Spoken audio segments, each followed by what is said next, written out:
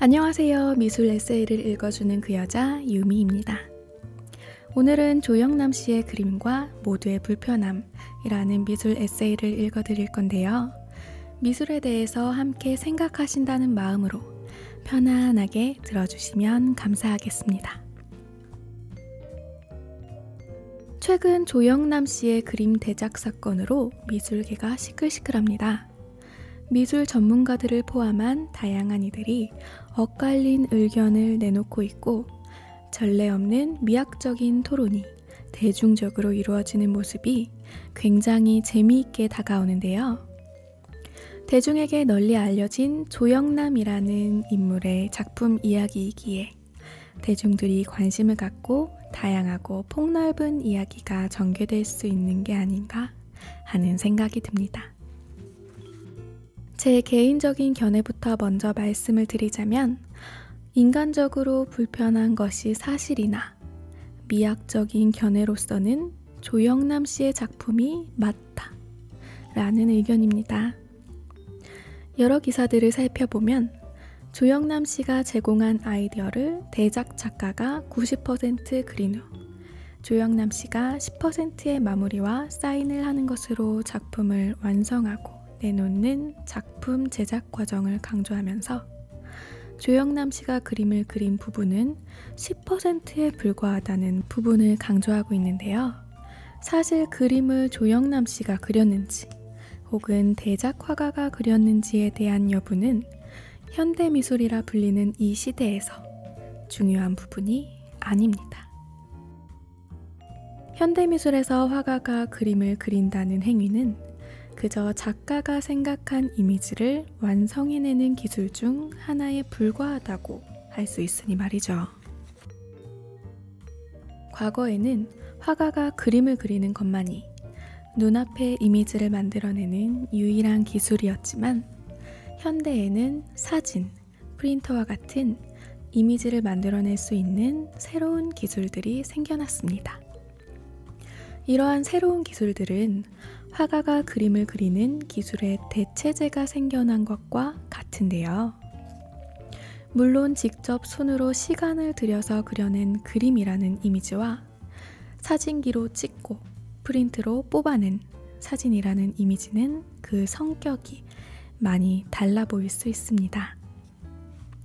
하지만 사진기의 초기 모델이 빠른 스케치를 위해 화가가 발명했다는 사실과 사진 기술이 발전하며 사진기의 현실 재현력이 높아질수록 화가들은 보이는 그대로 표현하는 것을 지향하고 추상화와 같이 느낌과 개념을 추구하는 방향으로 발전했다는 사실, 그리고 19세기를 기점으로 산업혁명과 함께 기계가 사람의 노동을 대신하게 되었다는 사실을 종합해보면 어쩌면 탁월한 노동력을 제공하는 기계들에게 노동을 맡기고 혹은 빼앗기고 기계가 대신할 수 없는 상상과 창작이라는 영역에 집중하기 시작했던 당시 시대의 시대적인 변화가 미술에도 찾아온 것이지 않을까 하는 생각을 자주 합니다.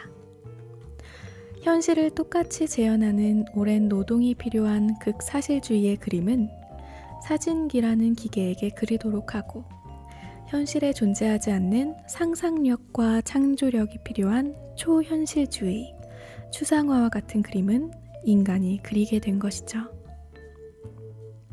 세상을 비현실적으로 그리는 달리의 초현실주의, 세상을 입체적으로 그리는 피카소의 입체주의, 세상을 그리지 않는 몬드리안의 추상화. 이와 같은 그림은 분명 현실을 똑같이 재현하는 정밀 묘사 형태의 그림보다는 생각과 창작이라는 기계가 할 수 없는 요소가 많이 필요한 그림입니다. 그러면서도 그림을 그리는 화가의 손이 반드시 필요한 미술이었죠. 이런 노동력을 전혀 투입하지 않고 공장에서 찍어낸 기성품을 활용해 오로지 작가의 생각과 창작만으로 작품을 만들어낼 수도 있습니다. 대표적인 예가 발 마르시엘 듀상의 샘이라는 작품인데요. 뒷장은 하얀 도자기로 된 남성용 소변기를 바닥에 눕혀놓고 사인을 하나 하고선 그대로 세상에 내놓아 버렸습니다. 심지어 변기통에 사인된 이름은 마르셀 듀샹 본인의 이름도 아니었습니다. 이 작품에 들어간 작가의 노동력이라고는 변기통 위에 해놓은 사인 정도가 다라고 할 수 있는데요. 이 작품이 현대미술의 가장 대표적인 작품으로 평가받는 이유는 바로 작가의 의도와 생각이 담겨있기 때문입니다. 당시 사진기가 할 수 없는 초현실주의, 입체파, 추상화 등의 화풍에 얽매여 한 발짝 앞으로 나아가지 못하고 있던 미술계에 반향을 불러일으키며 이제는 작가의 의도와 생각만으로도 작품을 만들 수 있다는 개념 미술의 시작을 알린 작품이죠.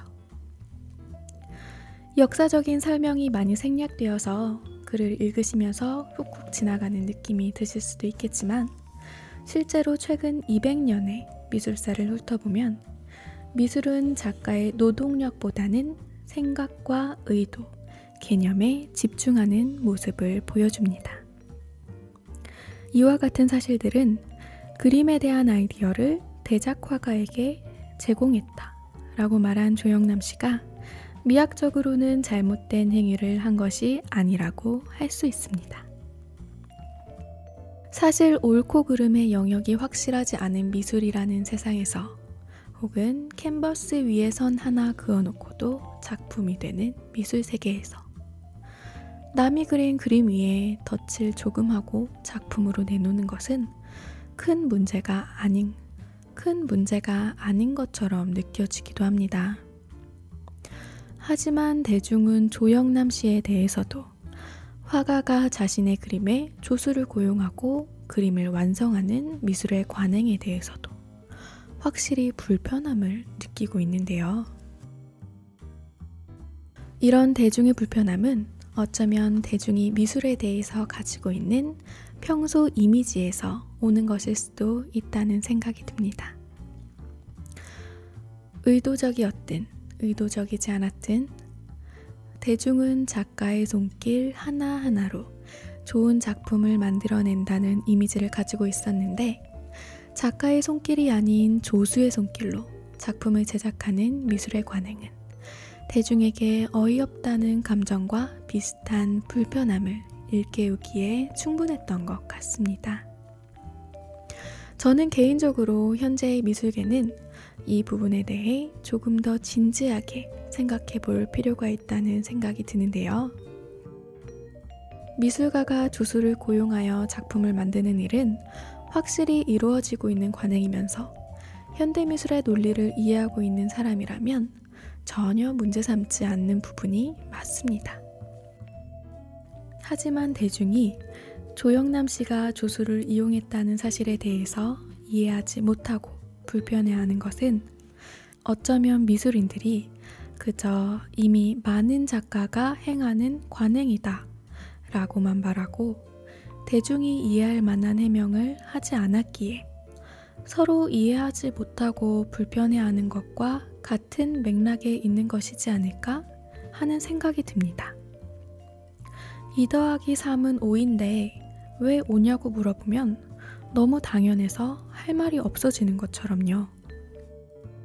한 가지 확실한 것은 지금 대중과 미술인 모두에게 불편함을 느끼게 만든 조영남 씨는 이런 논란을 일으킨 것으로 현대미술에 대한 대중의 이해도를 상당히 높여놨다는 것인데요. 미술계가 천천히 이뤄냈어야 하는 일을 모두가 불편해하는 이가 해냈다는 사실에 조금은 부끄러운 감정이 들기도 합니다. 어쨌든 이렇게 그 논란의 장본인이 누가 되었든 모두가 어떤 것에 대해서 토론하고 알아가는 이 과정이야말로 인문학이 발전하는 가장 이상적인 방법이지 않을까요?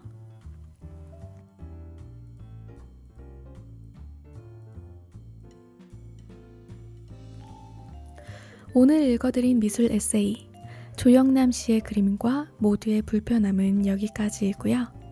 읽어드린 에세이는 도니.com dohny.com에서 텍스트로도 읽으실 수 있고 링크된 유튜브 주소를 통해서 그림을 보며 들으실 수도 있으세요. 그럼 미술에 대한 본인만의 좋은 생각 가지시기를 바라면서 오늘은 마무리하겠습니다. 안녕히 계세요.